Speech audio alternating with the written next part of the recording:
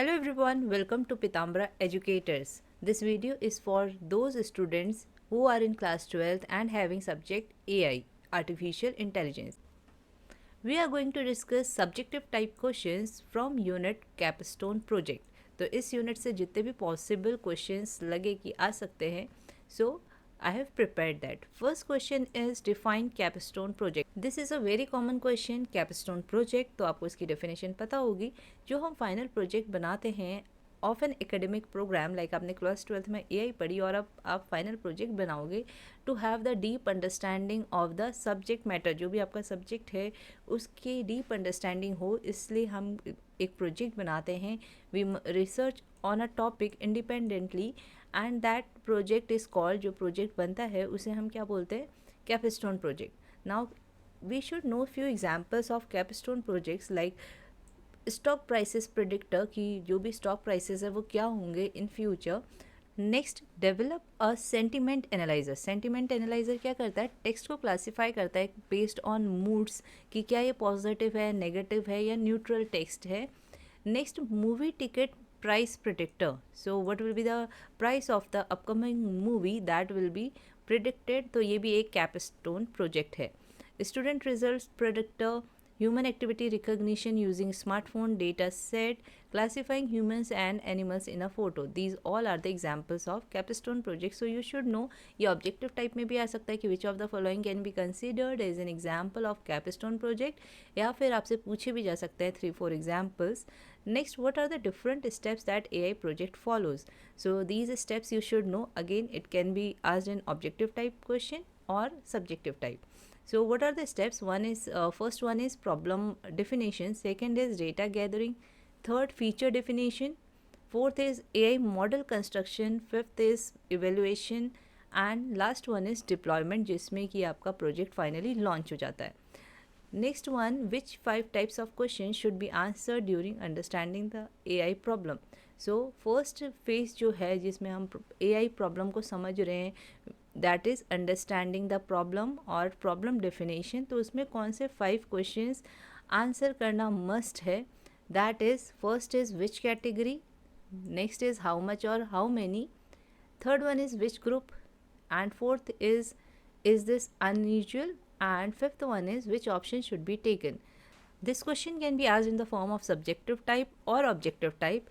Match the following के form में भी आ सकता है, या किसी एक टाइप का क्वेश्चन दिया हो और पूछा हो कि ये किस कैटेगरी में आएगा या ये किस फेज़ में, इस टाइप के क्वेश्चंस किस फेज़ में आते हैं. सो you should no understanding the AI problem में ये क्वेश्चंस पूछे जाते हैं. Next question, define design thinking. So what is design thinking? It is a design methodology, या फिर हम कह सकते हैं कि एक अप्रोच है to solve the AI problem. So this approach, this methodology focuses on solution, not on the problems. It also tries to connect with the users. इस approach में क्या करते हैं कि users के emotions को भी ध्यान में रखा जाता है. So we are going to see the 5 stages of design thinking. Next question के 5 stages of डिज़ाइन थिंकिंग. तो इसमें फर्स्ट जो स्टेज है दैट इज़ एम्पैथाइज. तो एम्पैथाइज मीन्स क्या होता है कि जो भी आप सोल्यूशन निकाल रहे हो that should be human centred, human से कनेक्ट होना चाहिए जो सोल्यूशन बन रहा है. ठीक है. Next is define. Define means it should solve a problem. तो it should be human centred as well as it should solve the problem by proper understanding it. ऐसा ना हो कि प्रॉब्लम कुछ और हो और सोल्यूशन कुछ और बन रहा हो. Next is ideate. Third stage is ideate. Innovation is born from a clash of ideas. Means multiple ideas should be there और फिर उन आइडियाज़ को, सबके ओपिनियंस को लेके चलते हुए प्रॉब्लम का solution.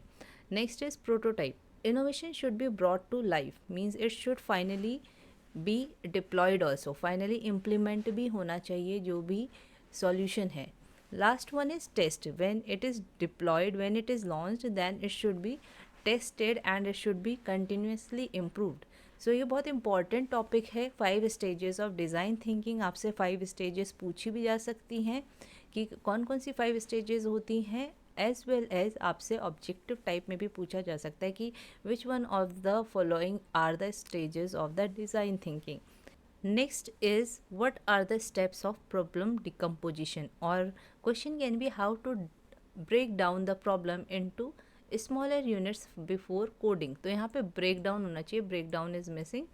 So the steps of problem decomposition are: first we have to understand the problem, then restate the problem in your own words.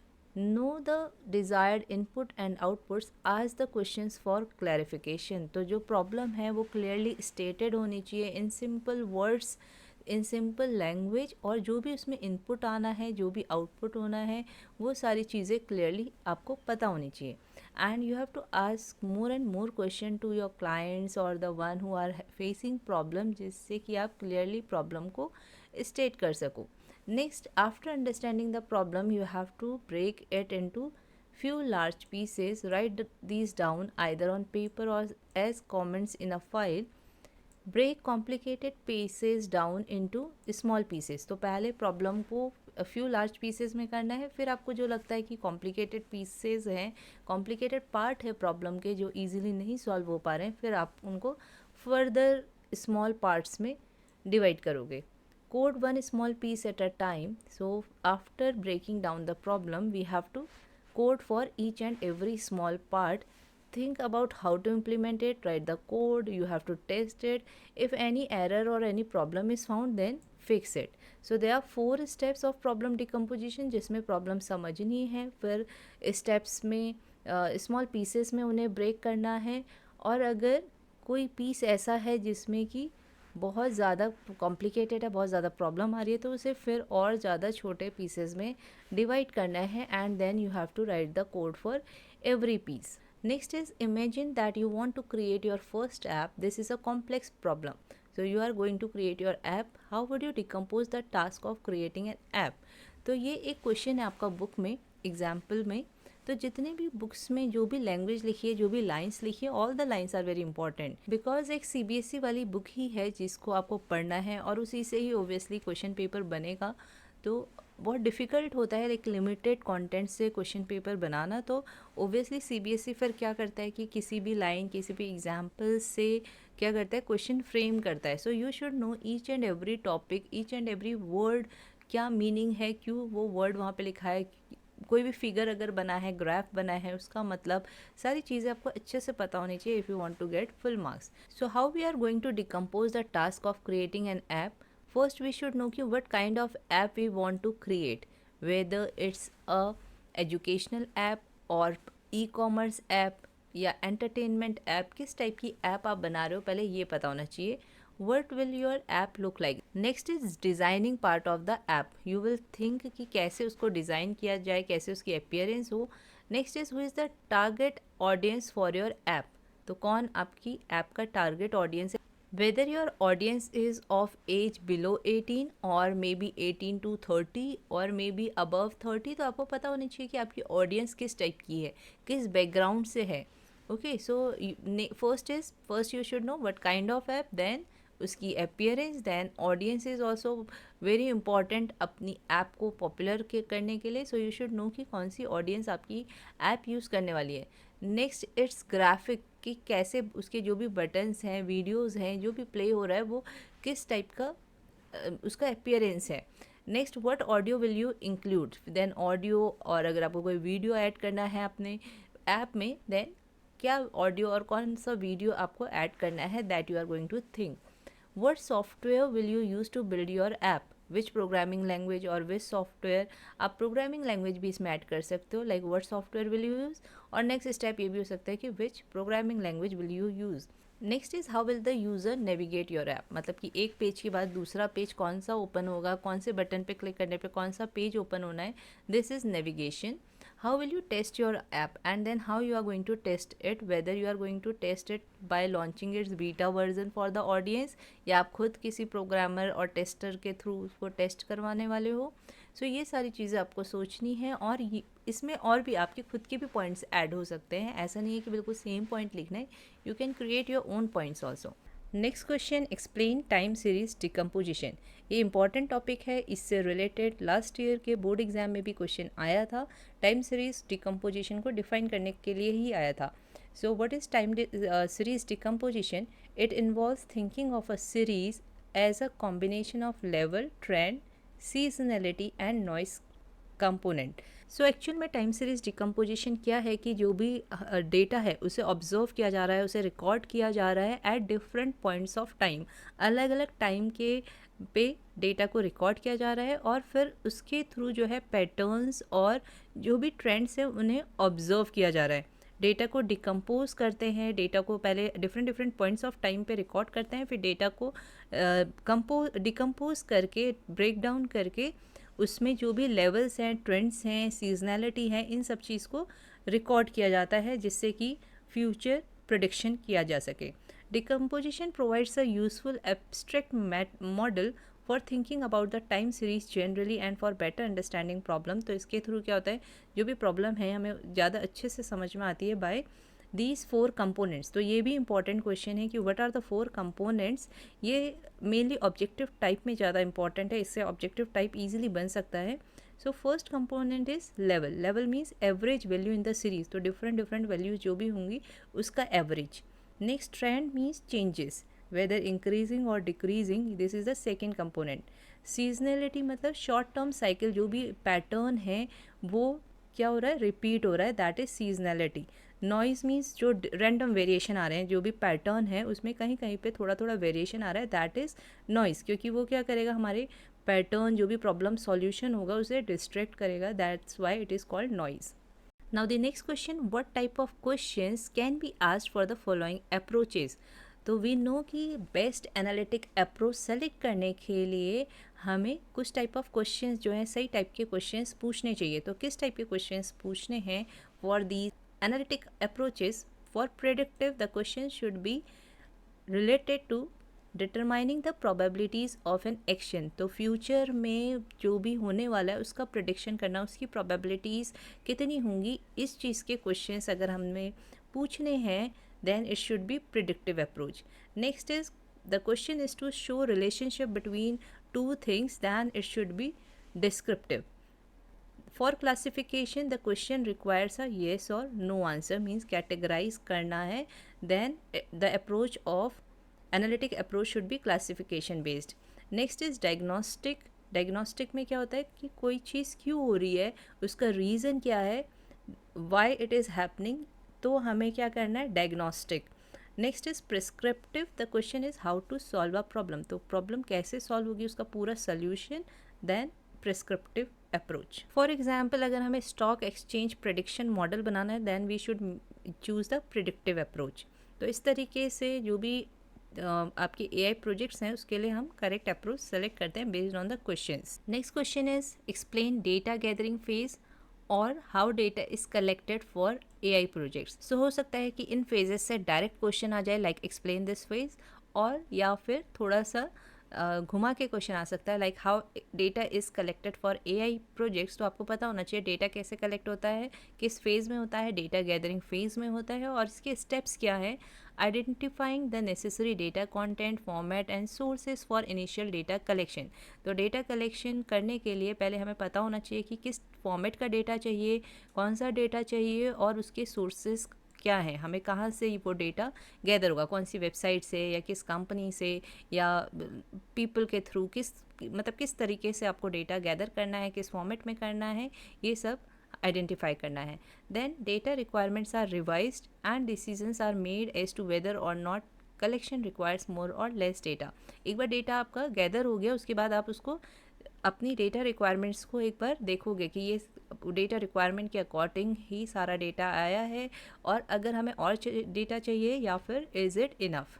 After that we are going to assess the content and quality of the data based on or using different techniques like descriptive statistics and visualization। After analysis of the data we are going to see कि क्या कोई gap है data में। अगर data में कोई gap है तो we are going to fill it by again gathering the data from different sources, जहाँ से भी हमें डेटा मिल सकता है तो हम डेटा गैदर करेंगे। Next question, explain data modelling और differentiate between predictive and descriptive model. So answer is going to be same for both the questions, क्योंकि डेटा मॉडलिंग में भी हमें क्या बताना है कि डेटा मॉडलिंग में डेटा मॉडल्स जो हैं डेवलप किए जाते हैं और वो या तो डिस्क्रिप्टिव मॉडल होगा या प्रेडिक्टिव मॉडल होगा और इन्हीं दोनों को एक्सप्लेन करना है। और डिफरेंस में भी obviously we are going to write the same thing. So data modeling focuses on developing models that are either descriptive and predictive. Now what is descriptive model? Descriptive model में क्या होता है, जो भी डेटा है उसकी कोई भी नई प्रॉपर्टीज़ हम प्रोडिक्ट नहीं करते हैं, जो भी डेटा है उसको एग्जामिन करते हैं और उसकी क्या प्रॉपर्टीज़ होंगी, ठीक है, जो भी एग्जिस्टिंग प्रॉपर्टीज़ है उन्हीं को एक्सप्लोर किया जाता है. एंड इन प्रोडक्टिव मॉडल जो भी डेटा है उसकी न्यू प्रॉपर्टीज़ को हम प्रिडिक्ट करते हैं by observing the patterns and the trends in the data.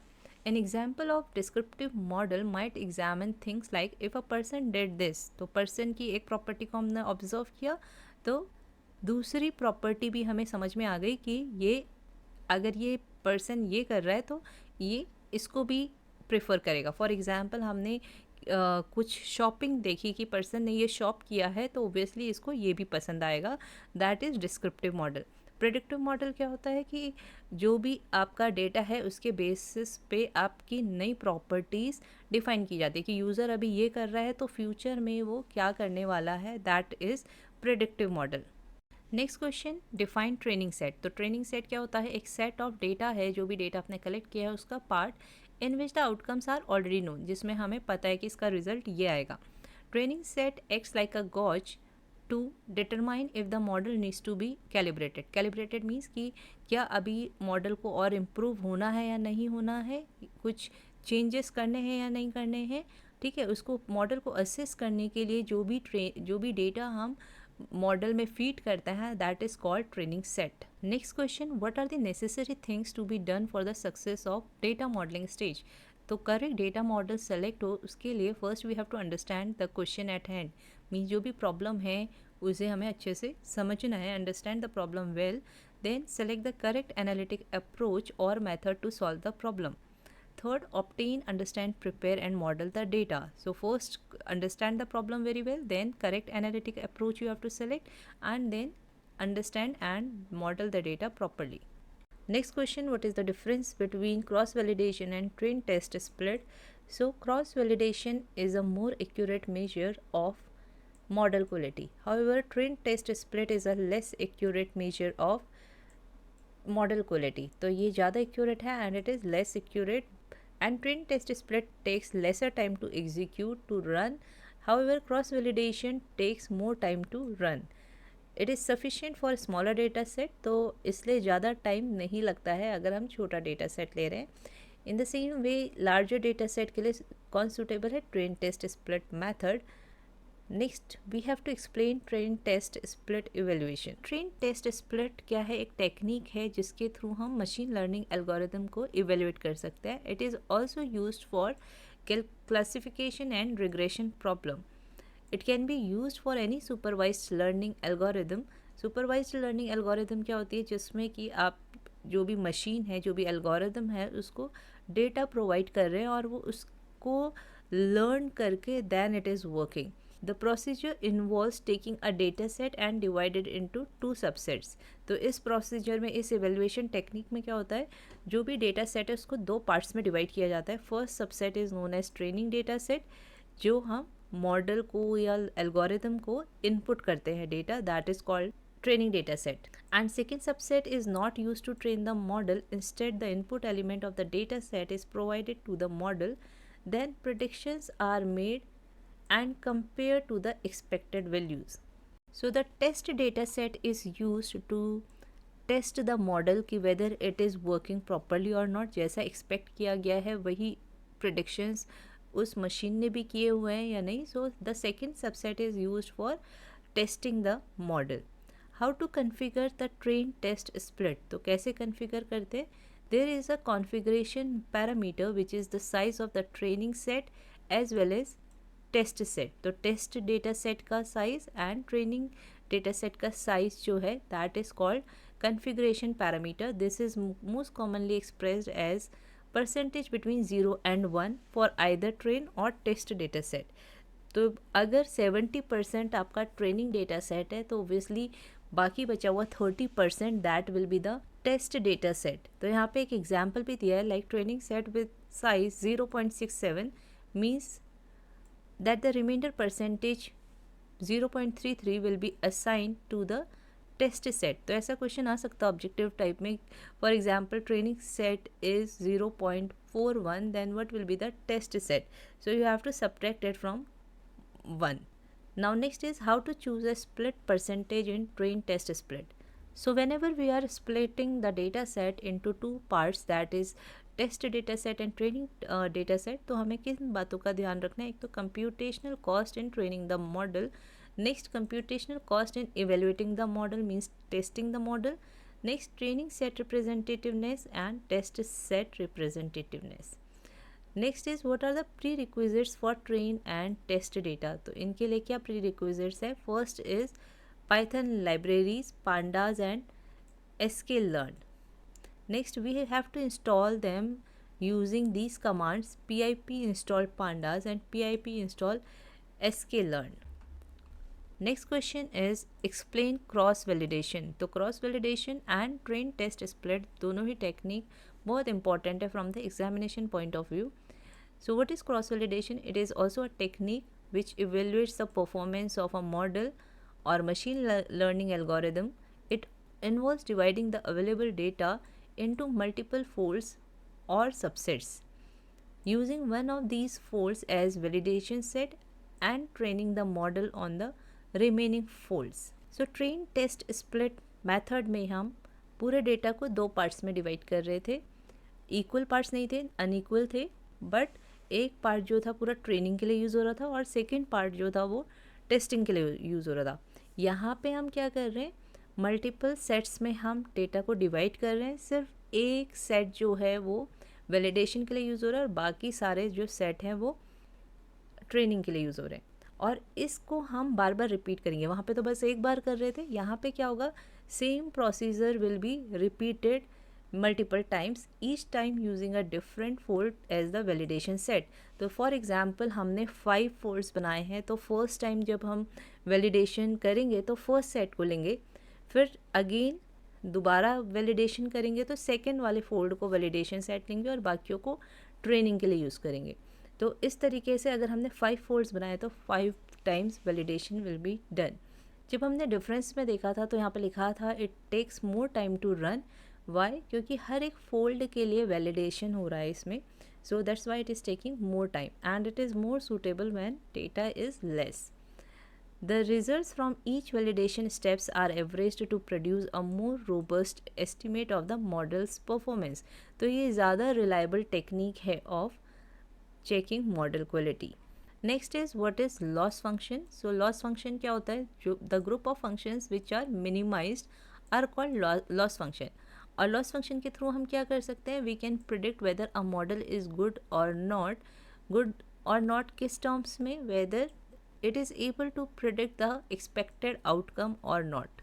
Then the categories of loss functions are important. There are 2 categories of loss function. One is classification and regression. Classification में क्या आता है, log loss, focal loss, KL, divergence और relative entropy, exponential loss and hinge loss. तो इससे क्या आ सकता है, आपका ऑब्जेक्टिव टाइप आ सकता है कि which of the following is a classification loss, और मे बी कुछ जो ऑप्शंस हो वो रिग्रेशन लॉस के भी हों. तो यू शुड नो कि कौन सी कैटेगरी में कौन कौन से लॉसेस आते हैं. Next regression, mean square error, quadratic loss, mean absolute error. तो मीन स्क्वायर एरर और मीन एब्सोल्यूट एरर तो हमें इनके फॉर्मूले भी पता होने चाहिए और इनकी डेफिनेशन भी पता होनी चाहिए. Next is differentiate classification loss and regression loss. So regression loss predicts a quantity, however classification loss predicts a label. Next question is based on this graph. ये लास्ट ईयर के एग्जाम में, board exam में भी इससे related question आया था कि what does the line represent in the above given figure. So we should know each and everything here. ये एक्चुअली रेड कलर के डॉट्स हैं जो बुक में फिगर दिया है, ये ब्लैक एंड वाइट है, फोटोकॉपी है, so that's why it is not clear. What does red dot represents, तो ये डॉट्स जो हैं ये क्या रिप्रेजेंट करते हैं इस ग्राफ में, actual values. Blue line is this line, ये जो लाइन है ये बुक में जो फिगर है उसमें ये ब्लू लाइन है. So it represents the set of predicted values drawn by our model. तो ये मॉडल ने जो प्रिडिक्टेड वैल्यूज़ हैं जो भी दी हैं, it represent that. What does line x represent, तो एक्स लाइन क्या रिप्रेजेंट करती है, error, means the distance between the actual value and the predicted value. How do we calculate RMSE using graph? So we have to take the mean of all the distance between actual value and the predicted line. तो सारी जितने भी distances होंगे actual value और predicted line के बीच में इन सब के distance का mean निकाल के we have to square them and finally taking the root which will give RMSE of our model. What is a good model based on RMSE? It should have an RMSE value less than 180. तो जिसकी RMSE value less than 180 है that will be a good model. So यहाँ से objective type question भी बन सकता है कि आपको रूट मीन स्क्वायर्ड वैल्यू दी हो किसी मॉडल की लाइक 170 और आपसे पूछा हो कि whether it is a good model और not. So you should know कि अगर लेस देन 180 है तो obviously it will be a good model.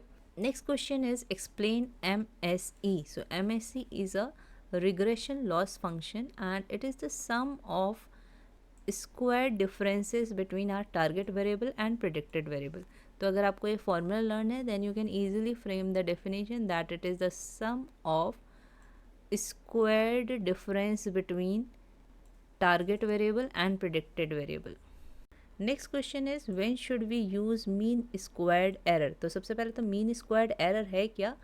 That is YI means जो भी टारगेट वैल्यू है और जो प्रिडिक्टेड वैल्यू है उनको माइनस करके उनका स्क्वायर.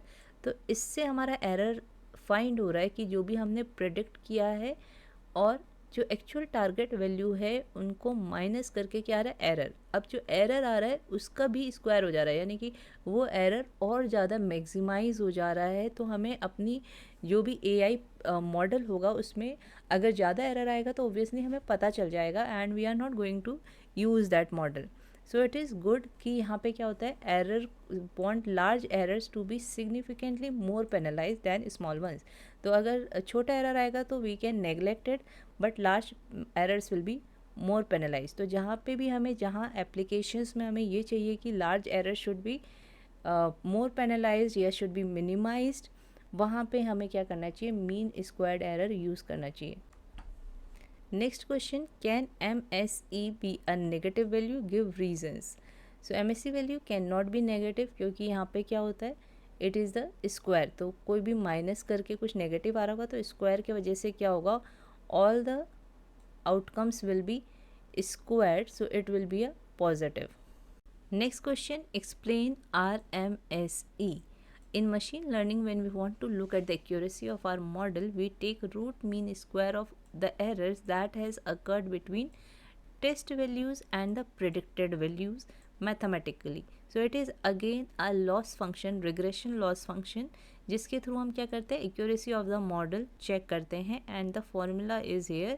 ये तो आपको कैलकुलेट करने के लिए भी आता है, वैल्यूज़ दी होंगी and you have to calculate RMSE. So in the playlist there is a video जिसमें कि इसको कैलकुलेट करना भी बताया गया है. आई होप आपने वो वीडियो देखी होगी क्योंकि RMSE कैलकुलेट करने के लिए तो एक क्वेश्चन आएगा ही आएगा. You should prepare it very well. Okay, so I hope ये वीडियो ये क्वेश्चंस आपके लिए हेल्पफुल रहेंगे for the examination. I wish you good luck for the examination and if you like this video तो please like करिएगा, comment करिएगा और share करिएगा अपने फ्रेंड्स के साथ. Thank you for watching this video.